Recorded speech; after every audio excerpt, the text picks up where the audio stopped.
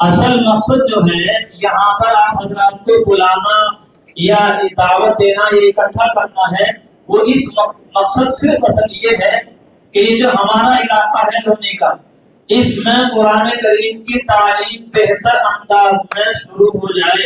اور السلام علیکم سامعین، ہماری خبر کا عنوان ہے تدریب المعلمین اجلاس۔ یہ اجلاس رابطہ مدارس اسلامیہ ضلع غازی آباد کی سرپرستی میں مدرسہ اسلامیہ عربیہ دارالقرآن ملک گارڈن قاسم بہار میں ہوا ہے۔ ادارے کے محتمم اعلیٰ قاری محمد فرمان صاحب کی مسئلہ جمیلہ سے غالباً ماضی قریب کی تاریخ میں لونی میں پہلی بار ایسا مسابقہ ہوا ہے جہاں مظاہر علوم سہارنپور کے شعبہ تجوید کے استاد قاری مسعود احمد صاحب مظاہری فلاحی نے نورانی قاعدہ پڑھانے کا طریقہ اور حفظ قرآن پڑھانے کا طریقہ یہ بہت تفصیل سے بیان کیا ہے، تمام جزئیات کا احاطہ کیا ہے اور اس انداز سے بیان کیا کہ سامعین بور نہیں ہوئے ہیں۔ آپ اس پوری ویڈیو کو سنیں، گرچہ 1 گھنٹے کی ہے لیکن بہت مفید ہے، بہت کام کی ہے۔ یہاں ہم آخر میں ایک بیان اور پیش کریں گے جامعہ بدرالعلوم گڑھی دولت کے استاد شعبہ تجوید قاری مبارک صاحب کا، ان کا عنوان ہے اساتذہ کی ذمہ داری۔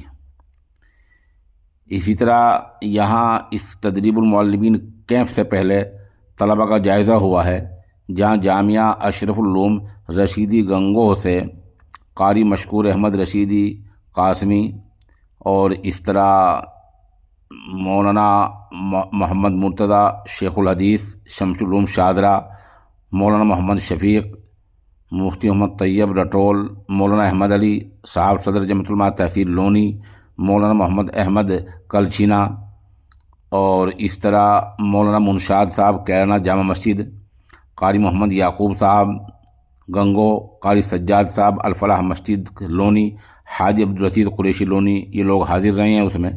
اور یہ تدریب المعلمین کیمپ مولانا ابراہیم صدر جمعیت علماء ضلع غازی آباد کی دعا پر اختتام پذیر ہوا ہے۔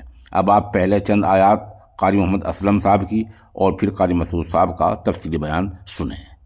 إن للمتقين مفازا حدائق وأعنابا وكواعب أترابا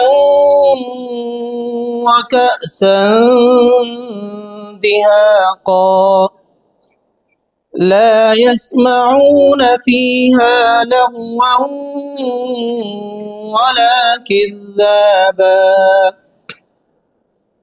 جزاء من ربك عطاء حسابا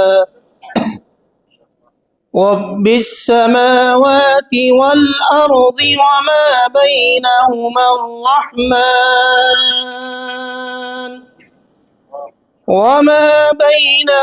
الرحمن لا يملكون منه خطابا۔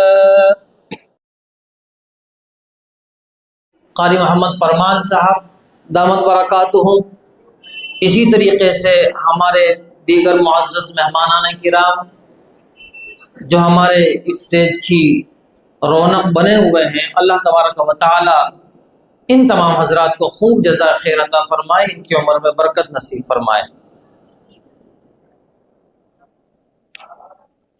ابھی ایک بات یہ آئی نفسیات سے متعلق،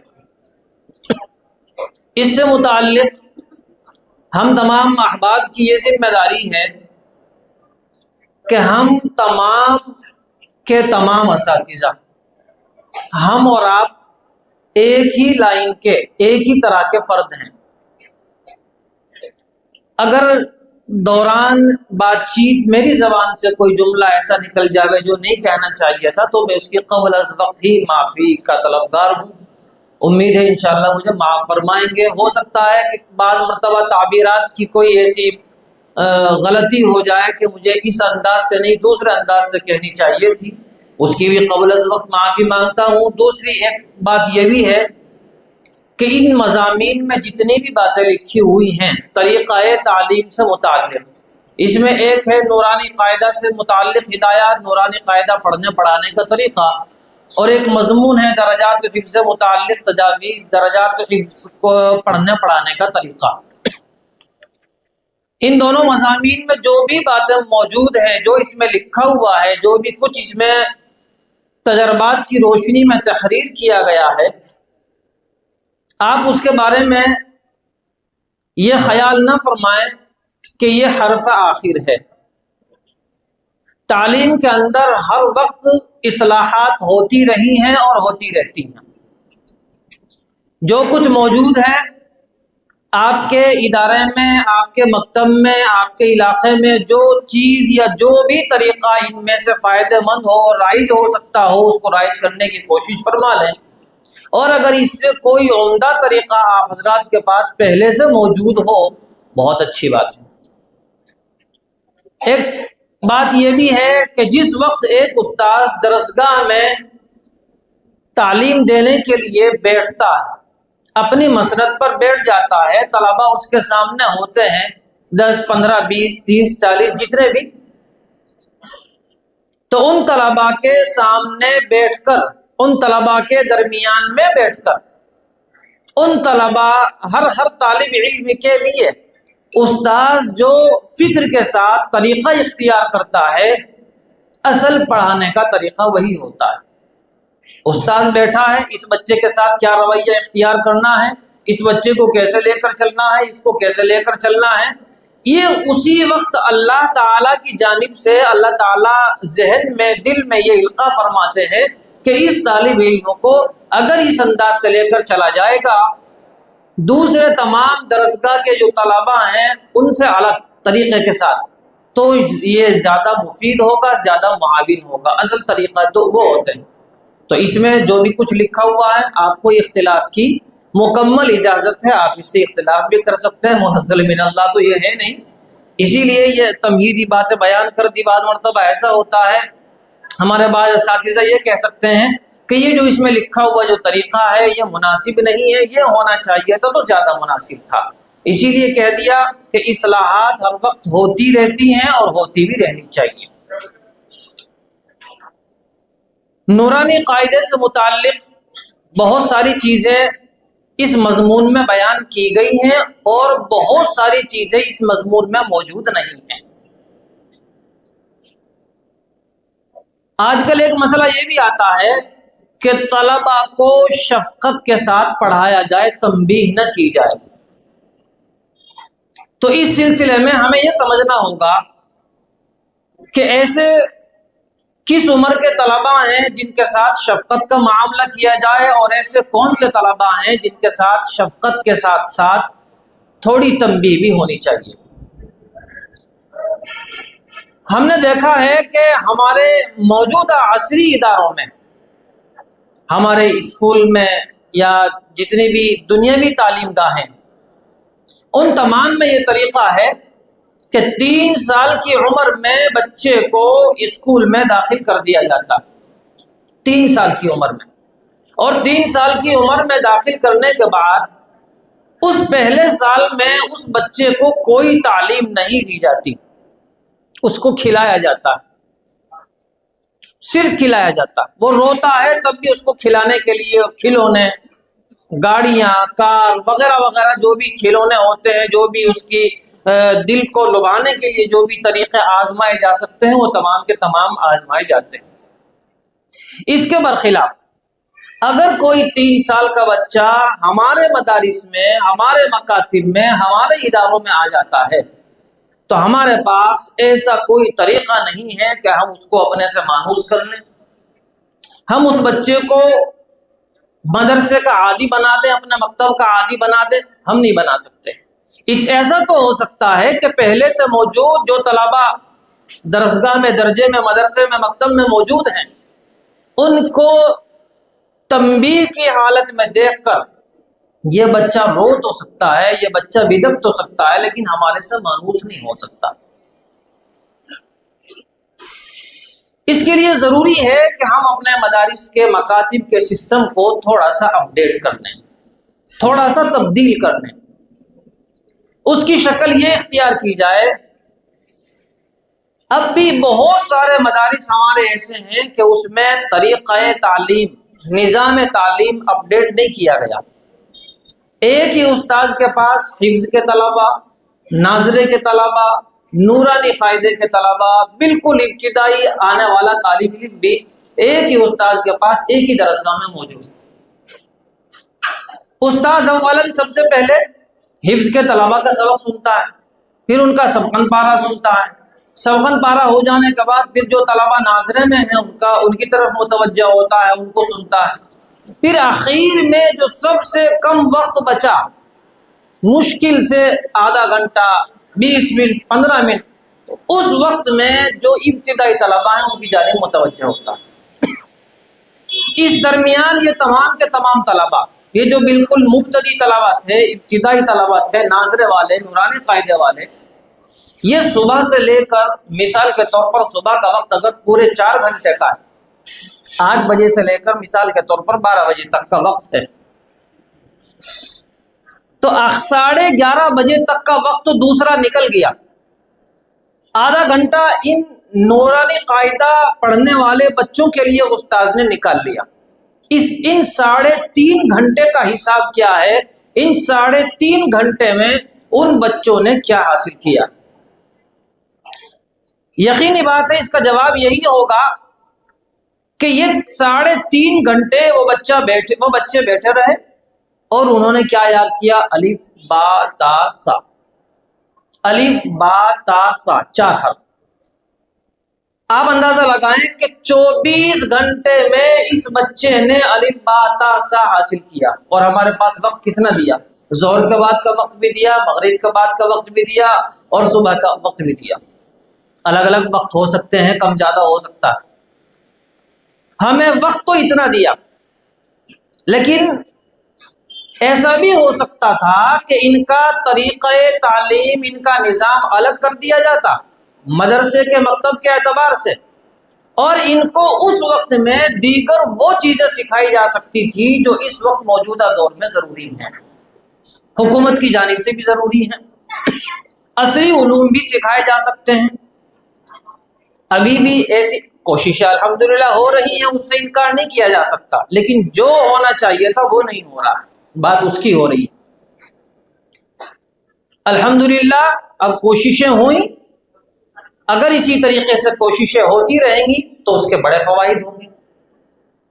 ایک دشواری یہ بھی پیش آتی ہے کہ جب بچہ حفظ میں آتا ہے، حفظ میں آنے کے بعد اب موجودہ دور کے اعتبار سے اس کو عصری علوم سکھائے جاتے ہیں، ہندی کا، انگریزی کا گھنٹہ بھی لگایا جاتا ہے، اس سے نقصان ہوتا ہے، اساتذہ کو شکایت ہوتی رہتی ہے کہ یہ پارہ نہیں سنا تھا، وہاں گھنٹے میں چلا جاتا ہے، جب گھنٹے سے آتا ہے پھر وقت نہیں بچتا، اس لیے سبقن پارہ نہیں ہو پاتا۔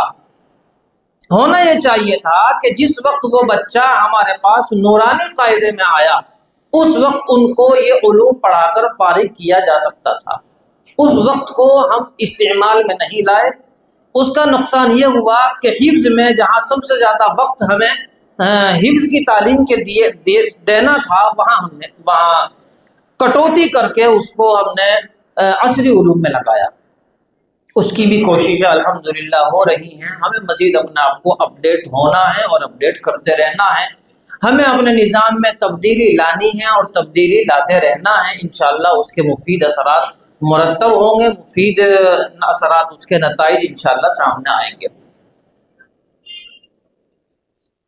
بات آ رہی تھی کہ کس عمر کے بچوں کو تنبیہ کی جائے اور کس عمر کے بچوں کو نہ کی جائے۔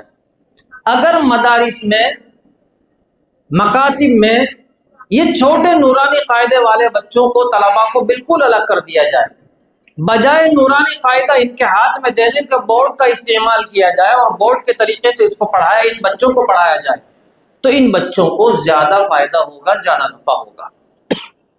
بورڈ سے کیسے نفع ہوتا ہے آپ سمجھنے کی کوشش فرمائیں۔ اب بھی ہمارے مدارس میں ہمارے اساتذہ کرام یا ذمہ داران یہ سمجھنے سے قاصر ہیں، بلکہ قبول کرنے کو تیار نہیں ہیں کہ بورڈ پر تعلیم ہوتی ہے۔ آپ نے گزشتہ دنوں ایک ویڈیو دیکھی ہوگی موبائل میں، کسی عرب کا کوئی اسکول ہے اور اس اسکول کے اندر بچوں کو پڑھانے کے لیے ایک یہاں رومال باندھے ہوئے موٹے سے بڑی عمر کے ایک صاحب تشریف لاتے ہیں اور بچوں کو محبت بھرے انداز میں کہتے ہیں السلام علیکم یا حرف النون۔ آپ نے سنی ہوگی یہ۔ وہ بچوں کو کھیل کھیل کے اندر تمام کے تمام حروف تہجی سکھا رہا ہے، کھیل کھیل کے اندر۔ اسکول میں آج بھی یہی ہوتا ہے۔ کیا ہوتا ہے؟ انہوں نے چھوٹے بچوں کو ان کے ہاتھ میں اے بی سی ڈی کا قاعدہ نہیں دیتے، اے آ کا قاعدہ اکشر مالا کا نہیں دیتے، انہوں نے تمام انگریزی حروف، تمام ہندی حروف، ان کے بہت سارے کھلونے بنائے ہوئے ہیں پلاسٹک والے، اور وہ پلاسٹک والے کھلونے ایک ٹوکری میں رکھے ہوئے ہیں۔ تمام کے تمام بچے جمع ہیں، ان بچوں کو کہہ دیا جاتا ہے اور وہ ٹوکری ایسے نیچے ڈال دی جاتی ہے اور کہا جاتا ہے تم اس میں سے اے تلاش کرو، تم اس میں سے بی تلاش کرو، تم سی ڈھونڈ کر لاؤ، تم ڈی ڈھونڈ کر لاؤ، تم ایکس ڈھونڈ کر لاؤ۔ اب وہ بچے آپس میں لڑ رہے ہیں، مقابلہ کر رہے ہیں، اور میرا ایکس کہاں گیا، اور میرا سی کہاں گیا۔ وہ ڈھونڈ لیا، نکال کے لایا، اور کہتے ہیں اپنی میم کو کہتا میم میرا سی مل گیا۔ اب آپ یہ بتائیں کہ اس کو اے بی سی ڈی کا قاعدہ دیے بغیر یہ سی کی پہچان کس نے کرائی؟ ہمارے مدارس میں بھی یہ طریقہ ہو سکتا ہے۔ کھیل کھیل میں ہم ان کو سب کچھ سکھا سکتے ہیں، لیکن ایسا نہیں کیا گیا۔ اس کا نقصان یہ ہوا کہ بچے جو ہے دور ہوتے چلے گئے، بہت دور ہوتے چلے گئے، اور اس کا نقصان یہ ہے کہ جتنے دور مکاتب سے بچے ہوں گے، یوں یوں ارتداد کا جو دور ہے جس کو آج ہم سب مل کر رو رہے ہیں، یہ رونے میں اضافہ تو ہوگا، کمی نہیں ہوگی۔ ابھی بھی ہمارے پاس وقت ہے کہ ہم ان تمام چھوٹے طلباء کو الگ الگ ان کی کلاس بنائی جائے، بورڈ کا استعمال کیا جائے، اور مزید یہ کہ حروف کو کھلونوں کی شکل میں بنا کر ان کے سامنے پیش کیا جائے۔ آپ حضرات یوں سمجھیں گے کہ حروف کو کھلونے کی شکل میں بنا کر حروف کی بے ادبی ہوگی، نہیں، آپ یہاں دیوار پر بنا دیجئے، آپ گتے پر بنا دیجئے، آپ کوئی بھی شکل اختیار کر سکتے ہیں۔ ہمارا جو نورانی قاعدہ ہے، اب تو ہردوئی والا قاعدہ بھی آ گیا، ارشادی قاعدہ، کون کون سا قاعدہ آ گیا۔ میں آپ کو بتاؤں کہ نورانی قاعدہ جو ہم نے بھی پڑھا ہے، آپ ہمارے بہت سارے ذمہ داران نے پڑھا ہوگا، حضرت مولانا نور محمد صاحب لدھیانوی نے لکھا، اور نور محمد صاحب لدھیانوی نے اس قاعدے کو لکھنے کے بعد حضرت رائے پوری رحمت اللہ علیہ کی ہدایت پر، ان کے حکم پر اس قاعدے کو پڑھانے کا طریقہ بھی لکھا۔ وہ میں نے پڑھا، اس میں لکھا ہوا ہے، وہ کہہ رہے ہیں کہ استاذ بچے کو پہلے دن قاعدہ نہ دے، اس میں لکھا ہوا ہے، بلکہ کیا کرے، استاذ قاعدہ نہ دے کر بچے کو اس وقت اس زمانے کے اعتبار سے بات ہو رہی ہے کہ اس زمانے کے اعتبار سے اتنے بڑے بڑے گتے کے چھوٹے چھوٹے ٹکڑے بنے ہوتے تھے، اتنے بڑے بڑے گتے کے ٹکڑے ہوتے تھے، استاذ کے پاس رکھے رہتے تھے۔ ابتدائی مبتدی آنے والا بچہ اس ٹکڑے پر، مثال کے طور پر یہ ٹکڑا ہے، اس ٹکڑے پر صرف الف لکھ کر بچے کو دے دیا کرتے تھے، صرف الف لکھ کر۔ وہ بچہ اس سے اسی دن سے لکھنا بھی سیکھتا تھا، پڑھنا بھی سیکھتا تھا، شناخت بھی سیکھتا تھا۔ اگلے دن کا اس کا سبق ہوتا تھا، اس کو دوسرا ٹکڑا دے دیا گیا، اس پہ با بنا ہوا ہے، تیسرے دن اس پر تا بنا ہوا ہے۔ ایک ایک دن بڑھ رہا ہے، اور بچہ ایسا ہی گتا تلاش کر کے لا رہا ہے اپنے گھر سے، وہ بھی اسی طریقے سے با بنا کر لا رہا ہے، ٹوٹا پھوٹا۔ تو بچہ سیکھ رہا ہے۔ اس وقت کی بات ہے، یہ 150 یا 125 یا 150 سال پرانی بات بتا رہا ہوں۔ تو اس وقت انہوں نے یہ نورانی قاعدہ اس وقت پہلے بچوں کو ایسے پڑھایا دفتیوں پر، گتوں کے ٹکڑوں پر، اس کے بعد پھر انہوں نے یہ نورانی قاعدہ مرتب کیا اور پڑھایا، اور پڑھانے کے بعد جو فرمایا کہ بالکل مبتدی طلبہ جو ہمارے مدارس میں آتے ہیں ان کے لیے تنبیہ بالکل بھی جائز نہیں ہے۔ اور یقینی بات ہے کہ وہ چھوٹے بچے اپنی ماں کی گود سے آئے ہیں، اور جب ہمارے پاس آئے ہیں تو ان بچوں کو یہ محسوس ہونا چاہیے کہ میری ایک ماں وہ ہے جو مجھے ابھی چھوڑ کر گئی ہے، اور میں ایک ماں یہ ہے جو یہاں مدرسے میں استاد کی شکل میں موجود ہے۔ اگر وہ بچہ اپنی ماں کی طرح اپنے استاذ کو مشفق نہیں سمجھ رہا ہے تو یقیناً ہمارے طریقے میں، ہمارے انداز میں کچھ نہ کچھ کمی رہ گئی ہے جس کو بدلنے کی ضرورت ہے۔ میں نے پہلے ہی کہا تھا کوئی ایسا جملہ ہو میں معافی پہلے ہی چاہتا ہوں، ورنہ کہتے ہیں کہ تلخ نوائی ملی گوارا کر، تو بہرحال تو اس وقت مبتدی طلبہ تعلیم کے بھی دور ہیں، ادوار، بالکل ابتدائی دور کے جو بچے ہیں ان میں تو تنبیہ بالکل بھی نہیں ہونی چاہیے، نورانی قاعدہ ہو یا اس کے بعد پارہ عام ہو یا اس کے بعد ناظرہ قرآن کریم ہو، یہاں تک تو تنبیہ بالکل بھی ہونی نہیں چاہیے۔ اور جب اس طریقے سے تعلیم ہوگی، تنبیہ نہیں ہوگی، بورڈ کا استعمال ہوگا، بہت سارے ہمارے اساتذہ یہ سوال کر لیتے ہیں کہ بورڈ کا کوئی فائدہ نہیں ہے۔ کئی جگہ ہم نے یہ بات بیان کی بورڈ والی، تو کئی اساتذہ، کئی ذمہ داران آ کر باقاعدہ بحث کہ جی بورڈ کا کیا فائدہ۔ میں آپ حضرات کے سامنے بیان کر رہا ہوں بورڈ کا کیا فائدہ۔ نمبر 1، طلبہ بیٹھے ہوئے ہیں سامنے، ہر طالب علم کی ایک جیسی صلاحیت نہیں ہوتی۔ ہم نے خود بھی اپنی درسگاہ میں دیکھا ہوگا، میں خود بھی تجربہ کر چکا ہوں کہ طلبہ الگ الگ ذہن کے ہوتے ہیں۔ آپ ایک طالب علم کو کہو کہ یہ صفحہ یاد کر کے لاؤ، وہ آپ کو پورے آدھا گھنٹے میں ایک صفحہ لائے گا اور یاد کر کے سنا کر چلا جائے گا۔ پھر آپ کہو کہ دوسرا صفحہ بھی لے کر آؤ، وہ اگلے 15 منٹ میں، آدھے گھنٹے میں دوسرا صفحہ بھی لے کر آ جائے گا، سبق کا حفظ۔ وہیں ایک دوسرے طالب علم کو آپ کہو کہ تم بھی ایک صفحہ یاد کر کر لاؤ، وہ آدھے گھنٹے میں نہیں لائے گا، وہ 1 گھنٹے میں لائے گا۔ ایک تیسرا طالب علم بھی ہے، وہ ایک ہی صفحہ 3 گھنٹے میں لائے گا۔ تو طلبہ ذہن کے اعتبار سے الگ الگ ہوتے ہیں۔ بورڈ کا فائدہ یہ ہے، یہ بورڈ کا فائدہ صرف نورانی قاعدے میں چلے گا، اوپر جا کر نہیں چلے گا۔ تو بورڈ کا ایک فائدہ یہ بھی ہے، الگ الگ ذہن کے، الگ الگ سطح کے بچے بیٹھے ہوئے ہیں، اور بورڈ وہ چیز ہے، ہر سطح کے بچے کو بورڈ اپنی جانب متوجہ کر رہا ہے، اور ہر ذہن کا طالب علم سن رہا ہے۔ مثال کے طور پر ایک بچہ وہ ہے جو کسی بھی چیز کو آنکھوں سے دیکھتا ہے، سمجھ لیتا ہے۔ ایک بچہ وہ ہے دیکھ کر اس کی سمجھ میں بات نہیں آتی، وہ دیکھنے کے بعد زبان سے بول کر بھی سمجھ میں آتی ہے۔ آپ نے دیکھا ہوگا بہت سارے بڑے بھی مطالعہ کتاب کھولتے ہیں، مطالعہ خاموش کرتے چلے جاتے ہیں، بولتے ہی نہیں ہیں۔ بہت سارے لوگوں کو آپ نے دیکھا ہوگا کتاب کھلی ہے اور پڑھتے جا رہے ہیں، حضور صلی اللہ علیہ وسلم نے فرمایا، نبی صلی اللہ، یہ ایسے، یعنی ان کو کتاب کی عبارت 2 طریقے سے سمجھ میں آئے گی، ایک بول کر، ایک دیکھ کر۔ کچھ طلبہ وہ ہوتے ہیں جو بول کر، دیکھ کر، سن کر 3 طریقوں سے سمجھنے والے ہوتے ہیں۔ جب تک یہ 3 طریقے اس کے سامنے نہیں پیش کیے جائیں گے وہ ہماری عبارت کو نہیں سمجھے گا۔ اب بتائیے اگر ہم بورڈ کو استعمال کرتے ہیں، جس ذہن کا بھی طالب علم ہوگا وہ ہماری بات کو سمجھ لے گا۔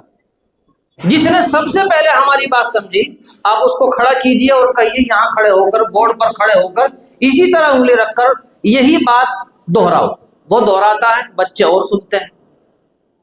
سب سے کمزور ذہن کا بچہ جو ہوتا ہے، جو کم سے کم 10 مرتبہ سننے کے بعد سمجھتا ہے، آپ اس کو بھی کھڑا کر کر یہاں کھڑا کیجئے بورڈ کے پاس اور بورڈ کے پاس کھڑے کر کے پوچھئے، انشاءاللہ وہ بھی بتانے والا ہوگا۔ معلوم ہوا کہ بورڈ کے استعمال کرنے سے ہر سطح کا، ہر ذہن کا طالب علم بچہ ہماری تمام بات سمجھ لیتا ہے اور سمجھنے کی صلاحیت پیدا کر لیتا ہے۔ تو انشاءاللہ چھوٹے بچوں میں بورڈ کا استعمال شروع کرنے کی کوشش ہمیں کر لینی چاہیے۔ اور اس طریقے میں جب بچہ خود ہی آ رہا ہے، دیکھ کر، سن کر، اور ہمیں سنا بھی رہا ہے جو ہم نے بتایا ہے، اس وقت تو اس پر تنبیہ کی کوئی ضرورت نہیں ہے، تنبیہ ہوگی بھی نہیں انشاءاللہ۔ دوسرا دور آتا ہے نورانی قاعدہ ختم کرنے کے بعد، دوسرا دور آتا ہے پارہ عام کا۔ پارہ عام شروع کرانا، پارہ عام بھی شروع کرانا ہے۔ جب ہم نے قاعدہ منظم انداز میں، بہت مرتب انداز میں پڑھا دیا، انشاءاللہ پارہ عام بچہ بہت اچھے انداز سے پڑھنے کی کوشش کرے گا۔ یہ اس میں دیکھ کر ساری چیزیں بیان کرنی تھی، یہ اس لیے نہیں بیان کر رہا ہوں، اس میں دیکھ کر اگر مرتب باتیں بیان ہوں گی تو پھر وہی تقریباً 3 گھنٹے کا وقت درکار ہوگا، اسی لیے مختصر انداز میں یہ بات سمجھانے کی کوشش کی گئی۔ ہر تختی کو کیسے پڑھانا ہے، ہر عنوان کو بچے کو کیسے سمجھانا ہے، ہم خود، ہمارے قاری صاحب بھی ہیں اور بھی دیگر احباب بھی ہیں، ہم یہ سوچتے ہیں، آج کل ایک طریقہ اور بھی ہے، میری اس بات سے، قاری صاحب کی بات سے، میں ان کی بات سے متفق رہ سکتا ہوں، میرے ساتھی ہیں، یہ میری بات سے متفق ہو سکتے ہیں، میں ان کا ساتھی ہوں، آپ ہماری بات سے متفق ہوں یا نہ ہوں، البتہ اتنا ہے کہ میرے دل کے اندر جو بات ہے میں وہ بیان کر دیتا ہوں۔ سب کو اتفاق کی اجازت ہے، آپ اتفاق بھی کر سکتے ہیں، اختلاف بھی کر سکتے ہیں۔ بیان کر دوں، اس وقت ہم طریقہ تعلیم کے اوپر بات کر رہے ہیں۔ طریقہ تعلیم، ہمارے تمام عصری ادارے، اسکول کالج جتنے بھی ہیں، وہ اپنے طریقہ تعلیم کو آسان سے آسان تر بنانے کی کوشش میں لگے ہوئے ہیں، اور ہم اپنے طریقہ تعلیم کو مشکل سے مشکل تر بنانے کی کوشش میں لگے ہوئے ہیں۔ آپ کہیں گے وہ کیسے؟ میں نے بتایا کہ وہ کھیل کھیل میں پڑھا دیتے ہیں، ہمارے یہاں بھی کھیل کھلا کر پڑھانے کا رواج نہیں پیدا ہوا۔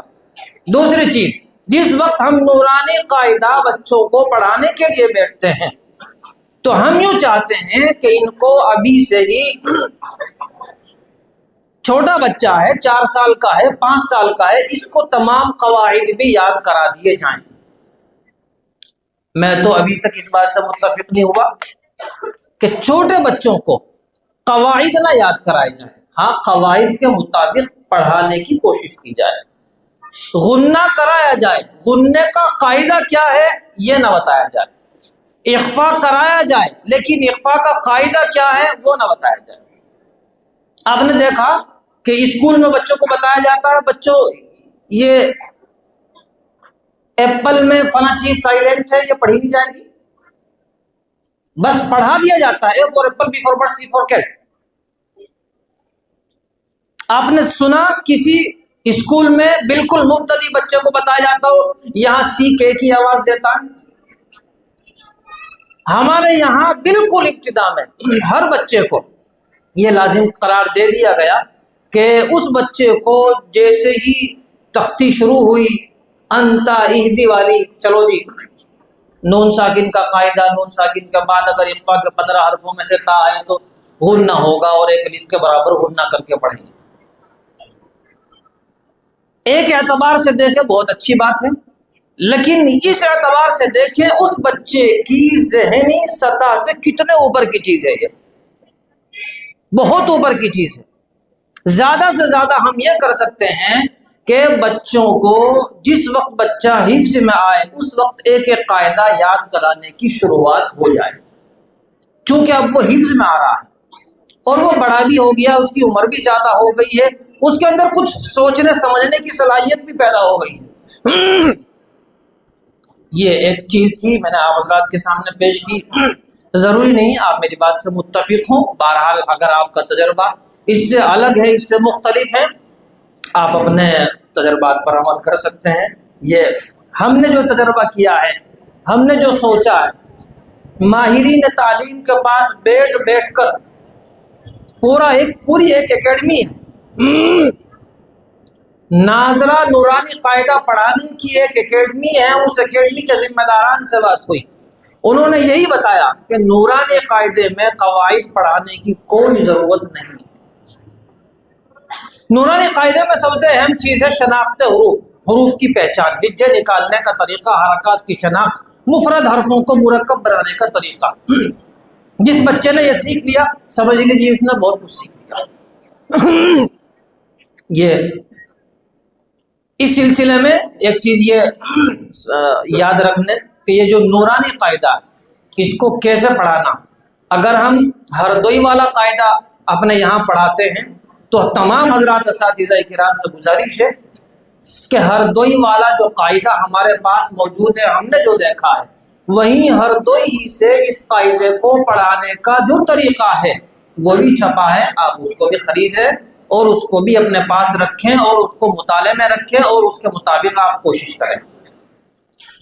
اس کا نام ہے نورانی قاعدہ مع طریقہ تعلیم، اس کا نام ہے، ہمارے پاس موجود ہے، آپ حضرات ہر دوئی رابطہ فرمائیں، انشاءاللہ وہاں سے آپ کو دستیاب ہوگا، مل جائے گا، مشکل سے 45 یا 50 روپے کا۔ اگر آپ کے یہاں ہر دوئی والا قاعدہ نہیں بلکہ ارشادی قاعدہ آپ کے یہاں پڑھایا جاتا ہے تو ارشادی قاعدے کا حضرت قاری ارشاد صاحب نے افادات ارشادیہ کے نام سے لکھا ہے، افادات ارشادیہ، آپ اس کو خریدیں، اس کو پڑھنے کی کوشش کریں اور ارشادی قاعدہ کیسے پڑھانا ہے، کیا اجرا کرانا ہے، اس میں دیکھیں، انشاءاللہ آپ کو اس سے نفع ہوگا۔ یہ تمام باتیں نورانی قاعدے اور ناظرے سے متعلق تھی۔ جس وقت ہمیں پارہ عام پڑھانا ہے تو ایک چھوٹا سا کتابچہ ہے، اس کتابچے کا نام ہے پارہ عام پڑھانے کا طریقہ، ناظرہ پارہ عام پڑھانے کا طریقہ، آپ اس کو مطالعے میں رکھیں، انشاءاللہ وہ آپ کی تمام چیزیں، تمام تشنگی پوری کر دے گا، اور جب آپ اس کو مطالعے میں رکھیں گے تو آپ کو پارہ عام ناظرہ پڑھانے میں بڑی مدد ملے گی اور بہت مزہ آئے گا انشاءاللہ۔ اب بات آتی ہے تھوڑی سی حفظ سے متعلق، یہ کافی لمبا چونکہ مضمون ہے،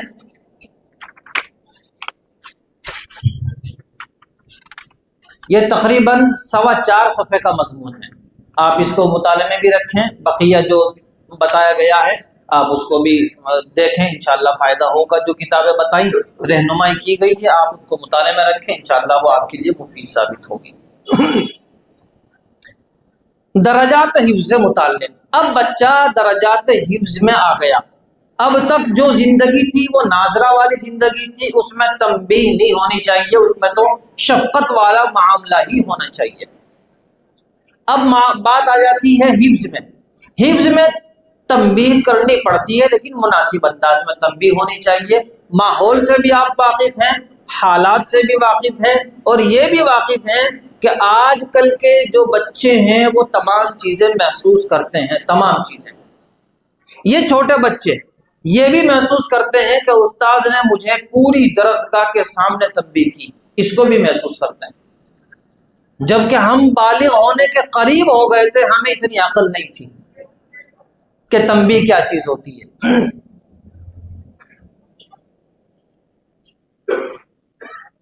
سبق کا مطالعہ، حفظ میں سبق کا مطالعہ ضرور ہونا چاہیے، اور اگر کسی طالب علم کا ناظرہ انتہائی کمزور ہے اور اس کو حفظ کرانا پڑ رہا ہے یا مجبوری ہے اس کو حفظ کرانے کی، تو پھر مطالعہ 2-3 مرتبہ بھی سننا چاہیے، بچوں کے حوالے کر دینا چاہیے کہ ذرا اس کا مطالعہ سنو، 2 مرتبہ 3 مرتبہ، تاکہ روانگی اچھی طریقے سے ہو جائے اور وہ اٹک کر جو پڑھنے والا ہے وہ اس کی اٹک دور ہو جائے۔ سبق سننے کا طریقہ، سبق کس وقت سننا ہے، ہر مدرسے کا طریقہ، نظام، وقت الگ ہو سکتا ہے۔ سننا کیسے ہے؟ سننا ایسے ہے کہ بغیر غلطی اور اٹک کے سننا ہے۔ اگر ہم سبق میں ایک بھی غلطی برداشت کرتے ہیں تو سمجھ لیجئے بچہ مکمل تیاری کے ساتھ نہیں آیا۔ آج ایک غلطی کے ساتھ آیا ہے، کل 2 غلطی کے ساتھ آئے گا، وہ بھی برداشت کرنی ہوگی، پھر 1-2 ہفتے کے بعد 1 مہینے کے بعد 3 غلطی کے ساتھ بھی سبق لے کر آئے گا، ہمیں وہ بھی برداشت کرنی ہوگی۔ اس لیے درسگاہ کا ماحول یہ ہو، بچے کو معلوم ہو کہ ایک غلطی بھی اگر آئے گی تو سبق واپس ہوگا، تو سبق میں غلطی بالکل برداشت نہ ہونی چاہیے۔ سبق میں بعض مرتبہ لفظی غلطی آتی ہے، بہت آتی ہے۔ بچہ کیا کرتا ہے، اس نے مطالعہ بھی سنایا ہے، مطالعہ سنانے کے بعد پھر جب وہ مغرب کے بعد یا اپنے یاد کرنے کے وقت میں رٹنے کے لیے بیٹھا تو کوئی لفظ غلط رٹا گیا۔ اب وہ اس رٹے ہوئے کلمے کو، رٹی ہوئی آیت کو غلط یاد کر کے لے آیا، اس نے کم سے کم 50 مرتبہ، سینکڑوں مرتبہ اس لفظ کو، اس کلمے کو، اس آیت کو دہرایا، وہ غلط اس کی زبان پر چڑھ گیا۔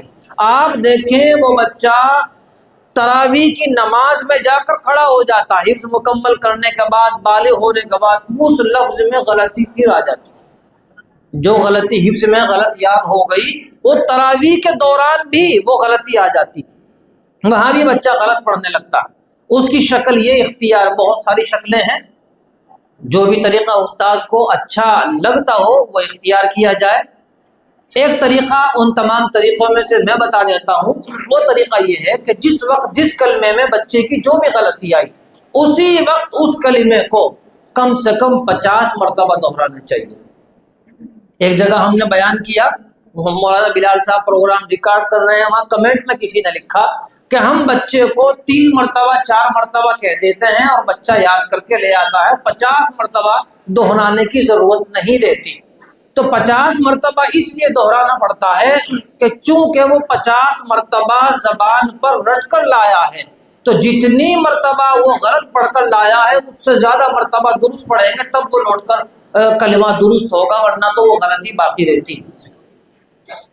سبقن پارہ سننے کا کیا طریقہ ہونا چاہیے؟ سبقن پارے سننے کے بہت سارے طریقے ہیں، الگ الگ اساتذہ کے الگ الگ تجربات ہیں۔ کوئی 7 سبق سنتا ہے، کوئی 8 سبق سنتا ہے، کسی کا یہاں آدھا آج سنا جاتا ہے، آدھا کل کو سنا جاتا ہے، کسی کا یہاں پچھلے سبق کے ساتھ سنا جاتا ہے، کسی کا یہاں یہ طریقہ ہے کہ روزانہ پچھلا 1 صفحہ چھوڑتے رہو اور آگے سبق کے ساتھ 1 صفحہ بڑھاتے رہو، 10 صفحے سنتے ہیں یا پورا پارا سنتے ہیں، جو بھی طریقہ آپ کو اچھا لگتا ہو۔ چونکہ اب ایک مسئلہ یہ ہو گیا تمام مدارس میں کہ بچے انگریزی میں یا ہندی میں 1 گھنٹہ جانے لگے، تو اگر یہ کہا جائے گا کہ پورا پارا سنا جائے تو بڑا مشکل ہے، وقت نہیں ملے گا۔ بچے اسکول کے لیے بھی جاتے ہیں، عصری علوم کے لیے بھی جاتے ہیں، تو 7 سبق یا 10 سبق تو ضرور سننے چاہیے، الٹی طرف سے سننے چاہیے۔ پہلے آج کا سبق بچہ عام طور سے کیا کرتا ہے، سیقول السفہاء کا پارا اس کا چل رہا ہے، آج اس نے الحج اشہر معلومات والا سبق سنایا ہے۔ جب وہ اپنی جگہ بیٹھ کر یاد کرنے کے لیے شروع کرتا ہے تو یاد کرنا شروع کرتا ہے سیقول السفہاء من الناس، جبکہ آپ دیکھیں گے کہ اس کا سب سے کمزور جو صفحہ ہے وہ ہے یسألونک عن الاہلہ قل ہی مواقیت للناس والحج۔ ایک یہ بھی بتایا جائے کہ بچوں جو چیز تمہیں اس پارے میں سب سے زیادہ کمزور ہے سب سے پہلے اسے یاد کرنا چاہیے۔ بچے اس کو سب سے پہلے یاد کرتے ہیں جو اس کو سب سے زیادہ یاد ہے، اس لیے سب سے پہلے وہ یاد کرنا، بچوں کو ہدایت کی جائے کہ سب سے پہلے اس کو یاد کرے جو سب سے زیادہ کمزور ہے، تو سب سے زیادہ کمزور کو یاد کر لیا۔ سب سے زیادہ کمزور کل کا سبق، پرسوں کا سبق، ترسوں کا سبق، یہ سب سے کمزور رہتے ہیں، اس لیے سیقول السفہاء سے نہ سنا جائے بلکہ گزشتہ کل جو سبق سنایا تھا سب سے پہلے وہ سنا جائے۔ آپ دیکھیں گے کہ گزشتہ کل کا جب سبق بچہ سنانے کے لیے آئے گا تو بہت پریشانی ہوگی، اور جب پریشانی ہوگی تو انشاءاللہ وہ یاد کر کے بھی لائے گا۔ چند دن 1 مہینہ دقت ہوگی، پھر اس کو عادت ہو جائے گی کہ استاد ایسے ہی سنتے ہیں، تو سب سے کمزور کو سب سے مضبوط بنا کر انشاءاللہ بچہ لائے گا۔ ایک بات یہ بھی ہے کہ جب بچہ پارا ختم کر دے تو پارا ختم کرنے کے بعد اس کی جانچ بھی دلوائی جانی چاہیے۔ پارا ختم ہونے کے بعد اس ختم ہوئے پارے کو نوافل میں کم سے کم 15 دن 10 دن پڑھنے کا اہتمام بھی ہونا چاہیے۔ آدھا پارا آج پڑھ لے گے، نوافل میں. نوافل کا مطلب مستقل اس کے لیے ارادہ کرنے کی ضرورت نہیں.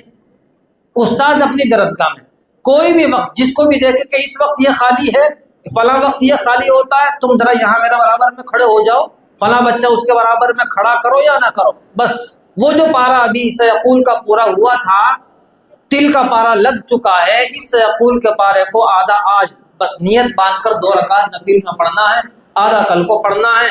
جب تک تل کا رسول کا پارا مکمل نہیں ہو جاتا، یہ 2 رکعت میں اسی طریقے سے پڑھتا رہے گا. اس کا فائدہ یہ ہوگا کہ یہ پارا بہت مضبوط ہو جائے گا.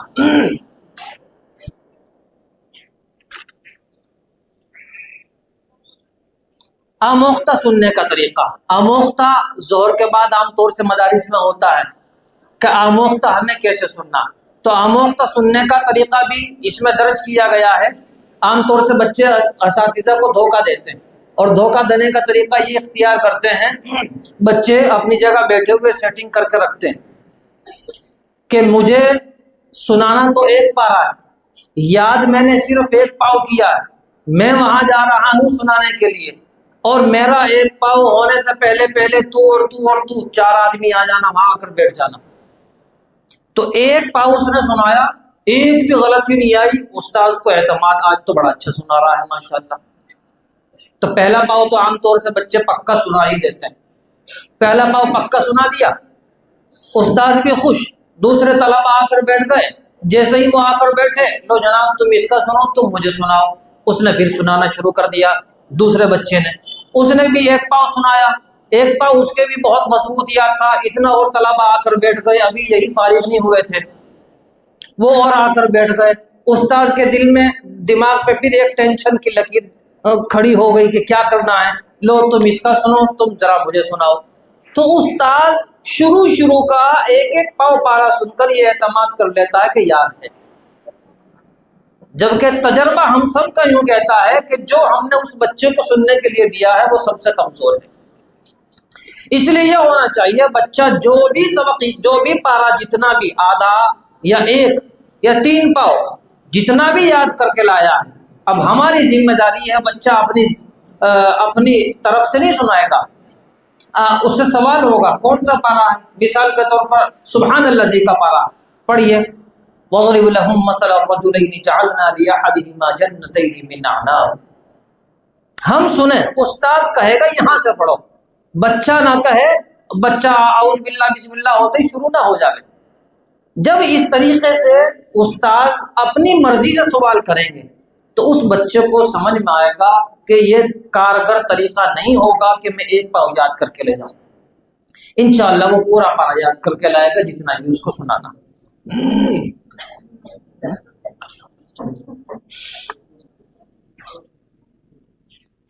اس میں تمام طریقے لکھے ہیں. بچوں کا ہلنا بھی نہیں ہونا چاہیے، اور کیا کیا طریقے ہونے چاہیے آپ دیکھیں گے. بڑے مفید طریقے اس میں موجود ہیں. اور پھر وہی بات کہتا ہوں کہ تمام طریقے اس میں موجود نہیں ہیں، جتنے بھی ہیں مجرب ہیں اور فائدہ مند ہیں. ایک نظام ہے دور کرانے کا، گردان کرانے کا طریقہ. دور کیسے کرائیں، گردان کیسے کرائیں، اس سلسلے میں بہت سارے لوگوں نے اپنے الگ الگ تجربات بیان کیے ہیں. ان میں سے، ان تمام تجربات میں سے ایک تجربہ یہاں لکھا ہوا ہے. مثال کے طور پر ہمارے پاس کوئی بچہ دور کرنے کے لیے آیا. جس وقت وہ دور کرنے کے لیے آیا، دوسرے مدرسے سے آیا یا اپنے یہاں سے آیا، اپنے والے کی تو کیفیت معلوم ہی ہوتی ہے کہ وہ کتنا سنا پائے گا. دوسرے مدرسے سے آیا ہے تو معلوم کیجئے آپ کتنا سنا سکتے ہو. آپ اس کو 1 پاؤ پارے پر راضی کر لیں کہ 1 پاؤ ضرور سنائے گا. اگر وہ 1 پاؤ سنانے پر راضی ہو گیا تو اب آپ سمجھیں کہ کیسے اس کو دور کرانا. 1 پاؤ پارا آج صبح سن لیں، 1 پاؤ پارا، دوسرا پاؤ پارا شام کو سن لیں. آدھا پارا ہو گیا. شام کو اس نے یہ دوسرا پاؤ سنا کر آدھا پارا کر لیا اپنے پاس محفوظ. فوراً اس کو سبحان پارے کی طرح سن دو. اسی آدھے پارے کو یہ سمجھ لیجیے کہ یہ بچہ حفظ کر رہا ہے اور ہمیں ایک صفحہ سبق کے بجائے ایک پاؤ سبق سنا رہا ہے. بس یہ سمجھ لیں کہ ہمیں یہ بچہ ایک صفحہ دو صفحہ سبق کے بجائے ایک پاؤ پارا ہمیں سبق سنا رہا ہے. اور جس ترتیب سے ہم لے کر چلتے ہیں ایک صفحے والے بچے کو، اسی ترتیب سے لے کر چلیں گے ایک پاؤ والے دوڑ کے بچے کو. صبح ایک دن میں آدھا ہو گیا، اگلے ایک دن میں دوسرا آدھا ہو گیا، ایک دو دن میں ایک پارا حفظ ہو گیا. اس ایک پارے حفظ کو پارہ الف لام میم کو مثال کے طور پر اب ہم ڈال دیں گے، رکھ دیں گے. ظہر کے بعد آموختہ والی ترتیب میں اس پارے کو سنیں گے اور ہر دن ایک ایک پاؤ پارا سنتے چلے جائیں گے، آخر تک ایک ایک پاؤ پارا روزانہ. اسی پارے کو ہم روزانہ سنتے رہیں گے. اسی پارے کا مطلب سیقول کا ایک پاؤ آج، ایک پاؤ کل، ایک پاؤ پرسوں، ایک پاؤ ترسوں سن لیا. پھر اس پورے پارے کو اکٹھا ایک جگہ سن لیں گے. پارا مکمل ہو گیا. ظہر کے بعد والی آموختہ کی ترتیب میں پہلے سے پارا الف لام میم موجود تھا، اب ظہر کے بعد والی ترتیب میں دو پارے ہو گئے، جمع ہو گئے ہمارے پاس. یہ مستقل ظہر کے بعد والی ترتیب میں چلتے رہیں گے چلتے رہیں گے. تیسرا پارا ختم ہوگا، تین پارے ہو جائیں گے. چوتھا پارا ختم ہوگا، چار پارے ہو جائیں گے. پانچواں پارا ختم ہوگا، پانچ پارے ہو جائیں گے. پانچ پارے پر ہم ایک وقفہ کریں گے اور ان پانچ پاروں کو یاد کرا کر ایک بیٹھک میں سن لیں گے. یہ ایک طریقہ ہے، تمام طریقوں میں سے ایک طریقہ یہ بھی. ایک طریقہ آتا ہے بچوں میں ہمت و جرأت پیدا کرنے کے طریقے. عام طور سے ہمارے مدارس میں یہ ہوتا ہے، ہمارے طلباء کو یاد ہوتا ہے، لیکن جیسے ہی وہ ممتحن کے سامنے بچے پیش کیے جاتے ہیں، امتحان لینے کے لیے ممتحن تشریف لاتے ہیں یا کوئی بھی مہمان آتے ہیں، ان کے مہمانوں کے سامنے بچوں کو پیش کرتے ہیں تو بچے پڑھ نہیں پاتے. چاہے آپ ان سے سیقول الصبح سے پڑھوا لو، چاہے آپ ان سے تلک الرسل پہلا صفحہ پڑھوا لو، لیکن وہ اتنے گھبرائے ہوئے خوف زدہ ہو جاتے ہیں کہ دو تین آیتوں کے بعد ختم ہو جاتا ہے. ان کو سمجھ میں ہی نہیں آتا کہ یہ کیا ہوگا. اس کی میں ایک مثال یہ دیا کرتا ہوں. میرے پاس ایک بچہ پڑھتا تھا، اس نے کہا کہ جی وہ مجھے مسابقے کی تیاری کرا دو، مجھے مسابقے میں شرکت کرنی. ٹھیک ہے، ہم نے اس کو پارے یاد کرانے شروع کیے. جس طریقے سے ہم نے اپنے اساتذہ کو دیکھا تھا اسی طریقے کے مطابق اس کو بتانا شروع کر دیا. وہ روزانہ 5 پارے حفظ بغیر غلطی کے سنایا کرتا تھا، بغیر غلطی کے. ہمیں بھی اعتماد کہ اس سے کہیں سے سوال کر لو یہ پڑھ دے گا. پروگرام والے دن، مسابقے کے پروگرام والے دن اس کو اسٹیج پر اس کا نمبر آیا. جب اس کا نام پکارا گیا وہ جا کر کرسی پر بیٹھ گیا، اس نے پڑھنا شروع کیا. پہلا سوال ہی نہیں پڑھا گیا، دوسرا بھی نہیں پڑھا گیا، تیسرا بھی نہیں پڑھا گیا. اسٹیج پر اتر کے آ کر، میں بھی مجمع میں بیٹھا ہوا تھا کرسی پر، میرے پاس آ کر بیٹھ گیا. اس کو خوف ہو رہا کہ اب قاری صاحب کچھ کہیں گے. کچھ نہیں کہا اس نے.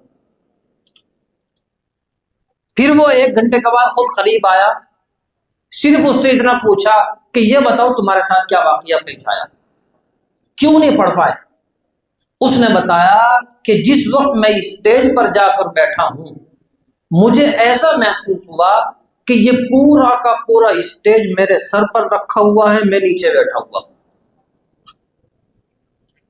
اس کا مطلب یہ ہوا کہ ہم نے اس بچے کے اندر، ہم نے یاد تو کرا دیا لیکن اس کے اندر ہمت حوصلہ پیدا نہیں کر پائے. ہم اس کے ڈر اور خوف کو ختم نہیں کر پائے. تو ڈر اور خوف ختم کرنے کے لیے، ہمت و جرأت پیدا کرنے کے لیے ہمیں کچھ طریقے اپنانے ہوں گے. وہ کیا طریقے ہو سکتے ہیں؟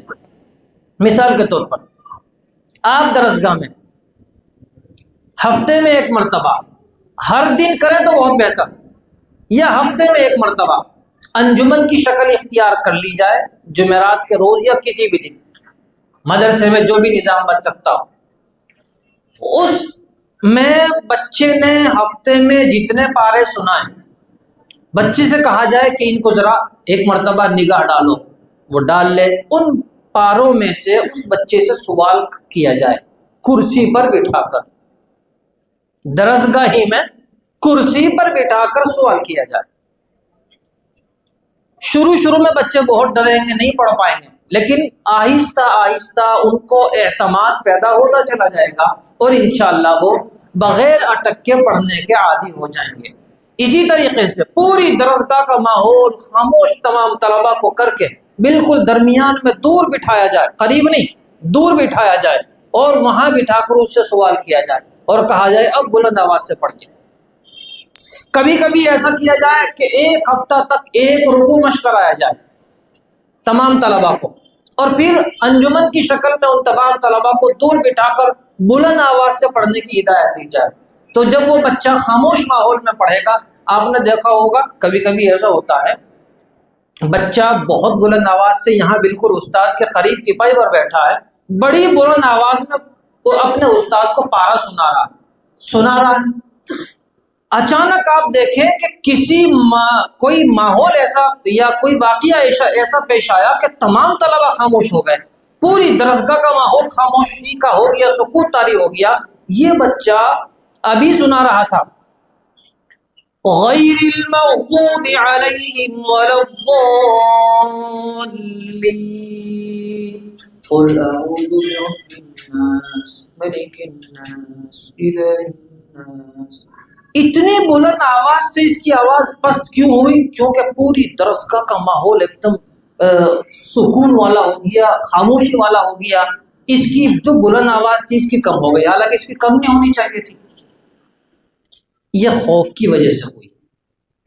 اگر اس کا ڈر، اس کا حوصلہ کھلا ہوا ہوتا تو یہ آواز پست نہ کرتا، کم نہ کرتا، اسی بلندی کے ساتھ یہ پڑھتا رہتا۔ تو جو بھی طریقے، مائک کا بھی استعمال کیا جائے، جن طلبہ کو مائک کے سامنے بٹھا کر پڑھنے کا عادی بنا دیا جاتا ہے ان کا حوصلہ بلند ہو جاتا ہے، اور جن کو اس کا عادی نہیں بنایا جاتا درسگاہ میں، وہ ان کا حوصلہ ایسا ہی رہتا ہے۔ تو جو بھی طریقہ آپ اختیار کر سکتے ہیں اختیار کریں طریقہ تعلیم کے لیے۔ اس میں ان مضامین میں بہت ساری چیزیں ہیں۔ ایک چیز یہیں بیٹھے بیٹھے میں نے جلدی میں کچھ کتابوں کے نام لکھے ہیں، اتنے کم وقت میں تمام بات آپ کو بتا بھی نہیں سکتا تھا۔ اتنے کم وقت میں نے بتایا کہ کم از کم ایک نشست کے لیے 3 گھنٹے درکار ہوتے ہیں۔ آج تو ویسے بھی جمعرات کا دن ہے، ہمارے تمام اساتذہ کی چھٹی کا دن ہوتا ہے شام کے وقت کا، تو ویسے بھی سننے میں مزہ آ رہا ہوگا یا نہیں آ رہا ہوگا معلوم نہیں۔ تو یہ چند کتابوں کے نام لکھے ہیں، ابھی بیٹھے بیٹھے میں نے تقریباً 16 کتابوں کے نام لکھ لیے۔ وہ 16 کی 16 کتابیں موجود ہیں، سب موجود ہیں، سب ملتی ہیں، کچھ PDF کی شکل میں مل جاتی ہیں، کچھ کتب خانوں پر مل جاتی ہیں، لیکن ہمارا المیہ یہ ہے کہ ہماری پوری قوم نے مطالعہ کرنا چھوڑ دیا، پوری قوم نے۔ اس مطالعہ نہ کرنے کی نحوست یہ ہوئی کہ ہمارے اوپر سب غالب آ گئے۔ بہرحال علم کی کمی۔ ایک کتاب ہے جو درجات حفظ جو اساتذہ پڑھاتے ہیں، انعام الحفاظ کے نام سے ایک کتاب ہے، ملتی ہے دیوبند میں مل جائے گی، انعام الحفاظ کے نام سے کتاب ہے۔ اس میں حفظ پڑھنے پڑھانے کے طریقے بیان کیے گئے ہیں۔ دوسری کتاب ہے آپ حفظ کیسے کرائیں، یہ کتاب بھی ملتی ہے، موجود ہے، گجرات میں ملتی ہے، آپ منگائیں، زیادہ موٹی نہیں ہے، مشکل سے 50-60 روپے کی کتاب ہے، بڑی عمدہ کتاب ہے، اس کو بھی آپ منگائیں۔ ایک کتاب ہے بچوں کو کیسے پڑھائیں، شروع میں نفسیات سے متعلق قاری صاحب نے مضمون پڑھ کر سنایا، اس کتاب میں نفسیات سے متعلق بہت اچھی گفتگو کی گئی ہے، اور بچوں کو کیسے پڑھانا ہے وہ بھی اس میں موجود ہے، آپ اس کو بھی کوشش کریں، اس کو بھی پڑھنے کی کوشش، بہت سستی کتاب ہے۔ ایک کتاب PDF کی شکل میں ہے، قواعد و ہجاء القرآن، نورانی قاعدہ پڑھنے پڑھانے کا طریقہ، اسکول کے بچوں کو پڑھنے پڑھانے کا طریقہ، اور ساتھ میں حفظ پڑھنے پڑھانے کا طریقہ اس کتاب میں موجود ہے، قواعد و ہجاء القرآن۔ PDF میں آپ گوگل پہ سرچ کریں گے، ڈاؤن لوڈ کر لیں گے، پرنٹ نکلوا لیجئے، بہت اچھی کتاب ہے۔ ایک کتاب ہے تدریب المعلمین، آج کا عنوان بھی آپ دیکھ رہے ہیں، تدریب المعلمین، کتاب کا نام بھی تدریب المعلمین رہنمائی مدرسین ہے۔ یہ کتاب بھی گجرات میں مل جائے گی، یہ بھی بڑی عمدہ کتاب ہے۔ ایک کتاب ہے حفظ کے 25 آسان طریقے، حفظ کے 25 آسان طریقے۔ یہ کتاب PDF کی شکل میں موجود ہے، عرب کے عالم نے عربی زبان میں لکھی ہے، پڑوسی ملک میں اردو میں ترجمہ ہو گیا ہے، PDF کی شکل میں موجود ہے، آپ گوگل پہ سرچ کریں گے مل جائے گی، اور بہت مفید کتاب ہے۔ آپ نکلوائیے آسان اردو میں، ایسے جیل میں جو موجود ہو وہ کیسے حفظ کر سکتا ہے، جیل میں موجود ہے وہ کیسے حفظ کر سکتا ہے، ایک آدمی باڑھی کا کام کر رہا ہے وہ کیسے حفظ کر سکتا ہے، سارے طریقے لکھے ہیں۔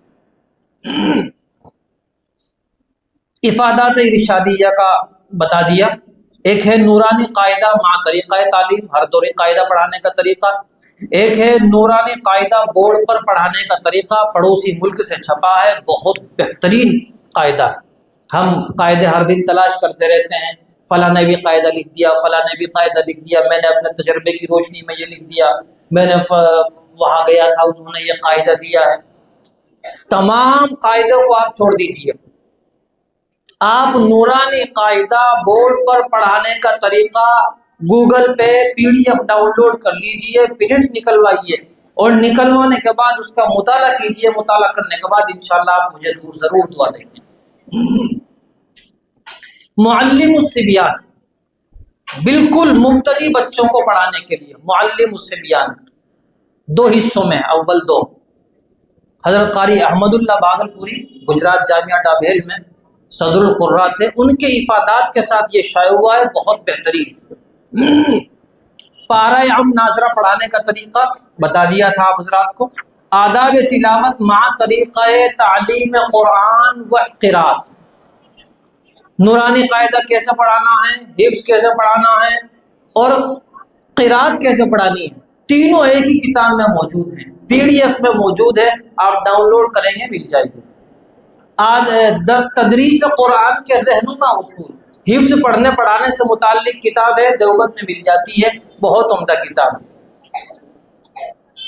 قراء رحیمیہ کا ذوق تدریس نامی کتاب ہے، تھانہ بھون میں حضرت مولانا اشرف علی تھانوی کی خانقاہ ہے، وہاں ملتی ہے۔ اس میں حضرت قاری فتح محمد صاحب رحمۃ اللہ علیہ نے جو طریقہ تعلیم ان کے زمانے میں چلتا تھا وہ اس کتاب میں ان کے شاگردوں نے لکھا ہے، یہ بھی بہت اچھی ہے۔ مثالی استاذ کا مطالعہ کریں، تعلیم المعلمین، حضرت مولانا نور محمد صاحب لدھیانوی نے جو نورانی قاعدہ لکھا تھا اس کو پڑھانے کا طریقہ اس تعلیم المعلمین نامی کتاب میں موجود ہے، لیکن یہ کتاب دستیاب نہیں ہے، نہ PDF کی شکل میں، کہیں کہیں کسی کتب خانے میں موجود ہوگی، ہمارے پاس اس کا فوٹو اسٹیٹ موجود ہے، اور ہم کوشش میں لگے ہوئے ہیں کہ اس 150 سال پرانی کتاب کو، 150 سال پرانی اردو کو جدید اردو میں کر کے انشاءاللہ اس کو چھپوائیں گے، اور یہ کبھی نہ کبھی انشاءاللہ آپ کی خدمت میں ضرور آئے گی۔ جتنی بھی باتیں اس وقت بیان کی گئی ہیں، میں دعا کرتا ہوں اللہ رب العزت مجھے بھی عمل کرنے کی توفیق مرحمت فرمائے، اور آپ حضرات کو بھی عمل کرنے کی توفیق مرحمت فرمائے۔ یہ بچے بیٹھے ہوئے ہیں، آخر میں ان بچوں سے متعلق ایک بات کہہ کر اپنی بات ختم کر دیتا ہوں۔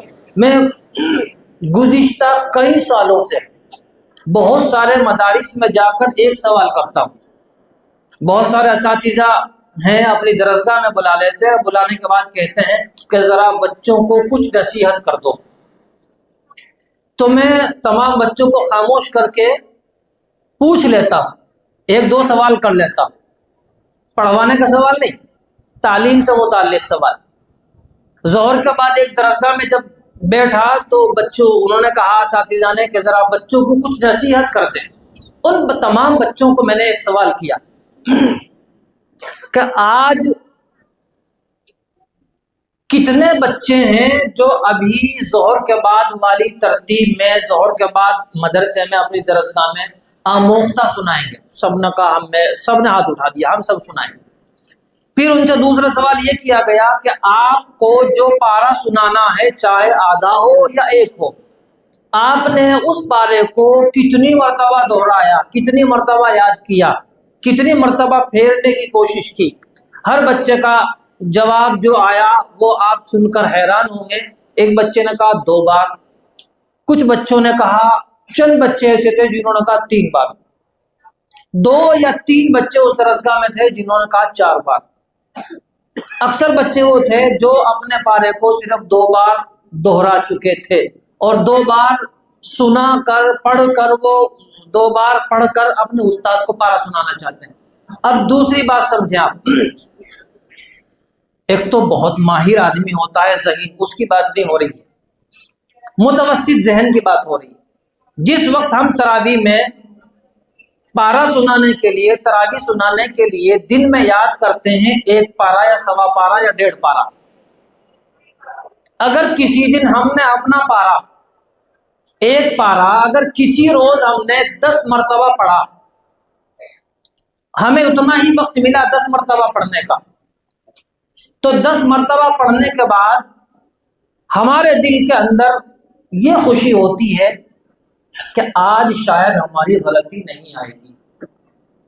اگر ہم اسی پارے کو صرف 5 مرتبہ دہرا لیتے ہیں، 5 مرتبہ پڑھ لیتے ہیں، تو اس دن ہمارے دل کے اندر یہ خدشہ رہتا آج غلطی ضرور آئے گی۔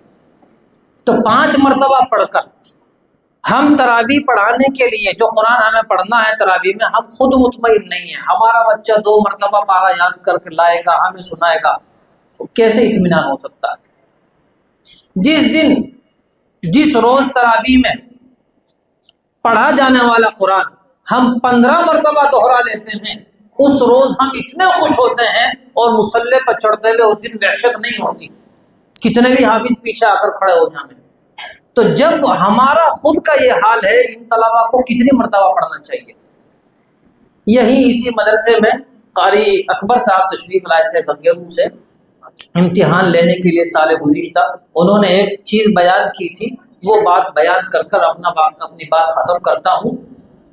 حضرت قاری فتح محمد صاحب پانی پتی رحمۃ اللہ علیہ بہت بڑے قاری تھے، ماہر فن تھے، شاطبی وقت ان کو کہا جاتا تھا۔ قرات 7 عشرہ مع ان کے راویوں کے تمام قرات حفظیات تھی۔ بس یوں پوچھ لو حضرت اس رکوع میں ذرا امام ورش کی تلاوت کر دو، فوراً شروع، ایسے پکے حافظ تھے وہ۔ ان کے بارے میں وہ ہندوستان تشریف لائے، ان کے شاگرد قاری ارشاد صاحب گنگیرو میں رہتے تھے، تو گنگیرو میں رہتے ہوئے ان کے شاگرد قاری ارشاد صاحب نے دہلی آ کر درخواست کی، حضرت آپ ہندوستان تشریف لائے ہوئے ہیں، میرے یہاں چند بچوں کا قرآن کریم مکمل ہوا ہے، تشریف لائیے ان کی دعا کرا دیجیے۔ تشریف لائے، دعا کرائی، دعا کرانے کے بعد تمام طلباء سے پوچھا بچوں اب تم کیا کرو گے؟ اس میں قاری اکبر صاحب گنگیرو بھی تھے جو یہاں آئے تھے امتحان لینے ہمارے ساتھ۔ انہوں نے فرمایا کہ بچوں نے کہا کہ حضرت ہم دور کریں گے انشاءاللہ۔ قاری فتح محمد صاحب نے بچوں سے پوچھا کہ دور کرنے کے لیے، پارا یاد کرنے کے لیے آپ کیا طریقہ اختیار کریں گے؟ انہوں نے فرمایا حضرت جو آپ فرمائیں۔ قاری فتح محمد صاحب نے فرمایا کہ اگر آپ یوں چاہتے ہیں کہ ہمارا قرآن مضبوط ہو، پکا ہو اور ہمارا دور مضبوط نکلے، تو صرف آپ سے یہ کہتا ہوں کہ آپ زیادہ نہیں 1 پاؤ پارا روز سنائیں، اور 1 پاؤ پارا اس وقت سنائیں جب آپ اس 1 پاؤ پارے کو 60 مرتبہ پڑھ چکے ہیں۔ کتنی مرتبہ ساتھیوں؟ 60 مرتبہ اس پاؤ پارے کو پڑھ چکے ہوں۔ وہ فرما رہے ہیں کہ ہم 8 ساتھی تھے اور ہمارے اندر مقابلہ چلتا رہتا تھا۔ وہ تیرا کتنی بار ہو گیا؟ میرا 40 ہو گیا، ماشاءاللہ میرا 41 ہو گیا۔ تو 60 مرتبہ 1 پاؤ پارا پڑھ کر جب استاد کے پاس سنانے جائیں گے، بتاؤ دوبارہ دور کرنے کی ضرورت پیش آئے گی؟ بالکل بھی نہیں آئے گی۔ تو ان بچوں سے بھی یہی کہا جائے کہ جب جس وقت پارا سنانے کے لیے استاد کے پاس ہمیں آموختہ ہو یا سبقن ہو، تو کم از کم 10 مرتبہ پڑھ کر لایا کریں۔ تو جب یہ 10 مرتبہ پڑھ کر لائیں گے انشاءاللہ پارا مضبوط نکلے گا، تنبیہ کی بھی ضرورت پیش نہیں آئے گی۔ جو گزارشات کی گئی ہیں اللہ تعالی ہم سب کو عمل کرنے کی توفیق مرحمت فرمائے۔ وآخر دعوانا ان الحمدللہ رب العالمین۔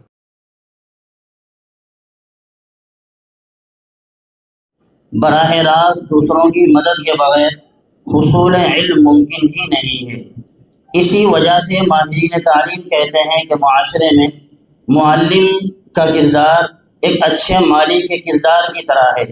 جس طرح باغ میں پودوں کی مناسب افزائش مالی کی بھرپور توجہ کے بغیر نہیں ہو سکتی، اسی طرح بچوں کی تعلیم و تربیت بھی معلم کی بھرپور توجہ کے بغیر نہیں ہو سکتی۔ یہی وجہ ہے کہ معلم کا پیشہ تمام پیشوں سے اشرف و افضل ہے۔ دنیا میں لوگ جتنے بھی کام کر رہے ہیں ان تمام کاموں میں معلم کی فضیلت کا کوئی مقابلہ نہیں کر سکتا۔ نظام تعلیم کے پورے ڈھانچے میں استاد کو ریڑھ کی ہڈی کی حیثیت حاصل ہے۔ اسلام میں جہاں علم کی فضیلت ہے وہیں پر معلم کے منصب کی بڑائی کا بھی ذکر ہے۔ انہیں العلماء ورثۃ الانبیاء کا وارث قرار دیا ہے، نبیوں کا وارث قرار دیا ہے۔ ذیل میں اساتذہ کے لیے چند اہم ہدایات ذکر کی جا رہی ہیں۔ میں ان میں سے وقت کو مد نظر رکھتے ہوئے کچھ ہدایات تو آپ کے مطالعے پر چھوڑتا ہوں اور جو ضروری سمجھتا ہوں وہ آپ کے سامنے پیش کر رہا ہوں۔ نصاب کے مطابق پڑھایا جائے اور کوئی بھی نیا کام ذمہ دار کے مشورے اور اجازت کے بغیر عمل میں نہ لایا جائے۔ ہم اس بات کا خیال رکھیں اس کے ضمن میں بعض مرتبہ کام کرتے کرتے انسان کے ذہن میں یہ بات آ جاتی ہے یا یہ سوچ بن جاتی ہے کہ بھائی میں کام میں لگا ہوا ہوں اور کام الحمدللہ بڑھ بھی رہا ہے، تو بعض چیزیں معلم مدرس اپنی مرضی سے کرنے لگتا ہے، یعنی اس وقت یہ پوزیشن ہو جاتی ہے کہ وہ یہ سمجھنے لگتا ہے کہ میں اب اس قابل ہو چکا ہوں کہ مجھے انتظامیہ کی ضرورت نہیں ہے۔ میرے بھائیوں، ہم یاد رکھیں، ہم ان درسگاہوں کی قدر کریں۔ ان ذمہ داروں نے ہمیں یہ درسگاہیں دی ہیں، میری اللہ کی توفیق سے ہیں، لیکن ذریعہ اور سبب یہ مدرسے کے ذمہ داران بنے ہیں۔ اس لیے ہم درسگاہ میں بیٹھ کر کبھی بھی اپنا جو ذہنی توازن ہے اس کو اوپر نہ جانے دیں۔ ہمارے استاد محترم حضرت قاری و مقری محمد صدیق صاحب دامت برکاتہم اس سلسلے میں فرماتے ہیں کہ مدرس کو چاہیے کہ ہر روز 2 رکعت نماز نفل شکرانے کی پڑھے کہ اللہ نے ہمیں خدمت قرآن کے لیے منتخب کیا ہے۔ تو اس لیے کوئی بھی کام ہم انتظامیہ کے مشورے کے بغیر نہ کریں، بھلے ہی وہ اچھا بھی ہو۔ شیطان ڈال دیتا ہے دل میں کہ بھئی اچھا کام ہے تو اس پر کون روک ٹوک کرے گا، نہیں، ان کے علم میں لانا ضروری ہے، بتلانا ہی تو ہے۔ کام کو بڑھانے کے لیے، کام کو اور اچھا کرنے کے لیے ذمہ دار کو اگر ہم کہیں گے تو امید ہے کہ انشاءاللہ کوئی بھی ہمیں منع نہیں کرے گا۔ البتہ ہاں ان کا جی خوش ہوگا کہ ہاں میرا ساتھی اور میرے ماتحت جو کام کرنے والے بھائی ہیں وہ ہر کام میں مجھ سے پوچھ تاچھ کرتے ہیں اور مجھے بتلا کر وہ کام میں آگے بڑھ رہے ہیں۔ دوسری بات، کسی بھی ایک طالب علم سے حقیقی لگاؤ نہ رکھا جائے اور نہ کوئی تفریق و امتیاز دیکھنے یا سننے کو ملے۔ اس میں ہمیں کیا کرنا ہے کہ بعض مرتبہ کسی طالب علم سے استاد کو ایسا تعلق ہو جاتا ہے، اس بچے کی شرافت بھی ہو سکتی ہے، اس بچے کی صلاحیت بھی ہو سکتی ہے، یا اور بھی بہت ساری وجوہات ہیں، لیکن ہمیں چونکہ کوئی بچہ کمزور ہو یا متوسط ہو یا اعلیٰ درجے کا ہو، سبھی بچوں کو ہمیں ایک نظر سے دیکھ کر چلنا ہے۔ دل میں چاہے آپ اس سے جتنی انسیت جتنا لگاؤ رکھیں، ایسا کیوں کیا جاتا ہے؟ تاکہ تمام طلبہ کو ہم کنٹرول رکھ سکیں، کسی بھی ہمارے طالب علم کو یہ موقع نہ ملے کہ ہمارے استاد تو ایک ہی طالب علم پر نظر زیادہ رکھتے ہیں، یہ توجہ رکھتے ہیں اور ہماری طرف توجہ نہیں ہوتی۔ ایسا کبھی کبھی ہو جاتا ہے۔ پھر آگے چلیں، اس میں 20 میں سے میں 3، 4، 5، 6 اور 7 نمبر آپ کے مطالعے پر چھوڑ دیتا ہوں۔ 8 نمبر پر چلتے ہیں۔ تعلیمی اوقات میں اپنے پاس کسی بھی مہمان یا غیر مہمان کو نہ بٹھایا جائے، الا یہ کہ ذمہ دار جس کو تعلیمی غرض سے بٹھائیں یا جس مہمان کو اجازت دیں۔ یہ مدرس خود سمجھ سکتا ہے کہ تعلیم کے وقت میں، چونکہ یہ وقت جیسے یہ بچے ہمارے پاس امانت ہیں، اسی طرح یہ وقت بھی امانت ہے، اللہ کا کلام یہ بھی امانت ہے، تو ان سب چیزوں کی رعایت کرتے ہوئے ہمیں کام کرنا ہے۔ جو کام جتنے وقت میں ہو سکتا ہو اس کو جلدی سے جلدی پورا کرنے کی کوشش کریں، بلا وجہ بچوں کے اوقات کو ہم ہرگز ضائع نہ کریں۔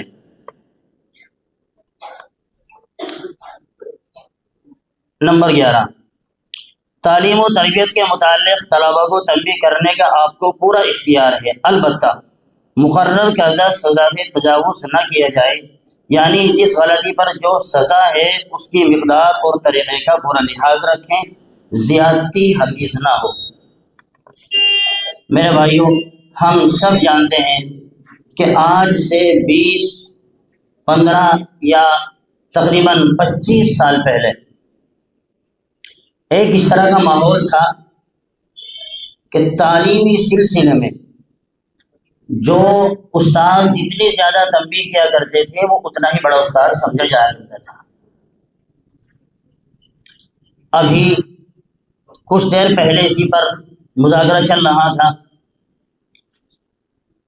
تو حضرت قاری فرمان صاحب فرما رہے تھے کہ ہمارے ایک استاد تھے اور بہت پٹائی کیا کرتے تھے، اور اس وقت جھیلنے کا ماحول بھی تھا۔ کیا تھا کہ گھر میں اگر بچے نے جا کے بتلایا تو گھر والے بچے کو واپس سمجھایا بھی کرتے تھے اور چھوڑ کے بھی آیا کرتے تھے، اور مدرس کو کہا کرتے تھے کہ حافظ صاحب یا قاری صاحب یا مولانا صاحب، بچے کی ہمیں صرف ہڈی چاہیے۔ تھا یا نہیں بھائی ایسا؟ لیکن میرے بھائیوں، اب ماحول بالکل بدل چکا ہے، ماحول کے اعتبار سے ہمیں اپنے آپ کو بدلنا ہے۔